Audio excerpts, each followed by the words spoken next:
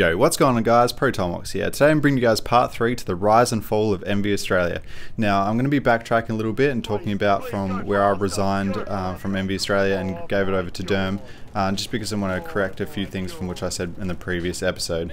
So I haven't actually had enough time with my new job to create another drawing, so I'm just going to have a little bit of Battlefield 4 gameplay in the background, so I hope you guys enjoy that, and I'll get into it.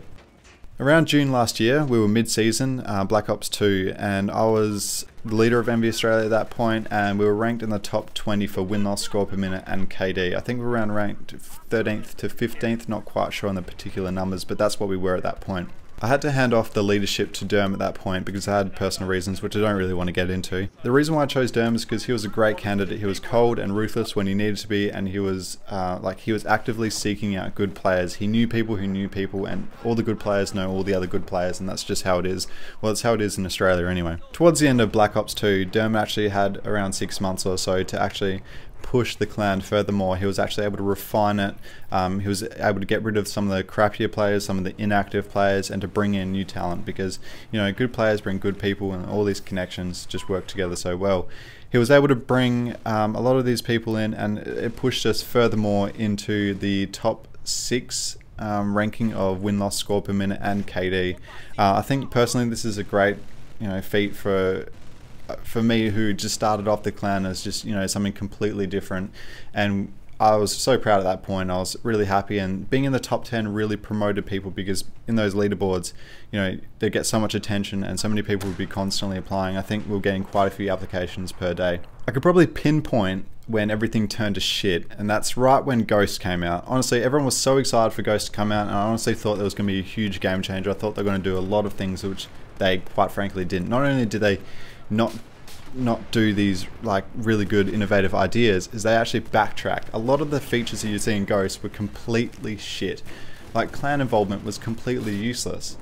Like these clan, whatever they're called, clan wars or whatever it was a complete flop. Their version of competitive was absolutely terrible. I could actually make a whole rant video on how much I hate Call of Duty Ghosts. I know some of you out there may like it, but me personally, and I think a lot of the people in the Call of Duty community absolutely hate Ghosts.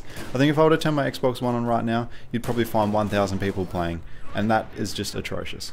So when Ghost came out around Christmas, I think that's particularly when I started to lose faith in Ghost, and I think a lot of people were too. At that point, I just switched to alternative games, just not playing Xbox altogether, and Derm resigned leadership and he passed it on back to me. He started up his own clan. There was no ill faith, nothing bad. Him and Virtues just wanted to, I don't know, they wanted to get some camo or some whatever stupid customization thing, which no one even gave a shit about anyway. But that's what they did, and when I took it back, a lot of people just lost interest. There was such a huge decline. I've played Call of Duty since Call of Duty 3, and I've never seen it decline so rapidly in its history. And I think Infinity Ward, they just did a terrible job, and I think Activision's gonna be slamming the hammer down. And when Derm and Virtues and a lot of the other good players left the clan, a lot of the other good players followed, which is understandable, and I don't take that personally. At the time, I was a little bit cut, and rightfully maybe so, but that's just the way it happens, and so at that point I sent out a message to every single person in the clan, and I said, I'm taking it back to how it originally was.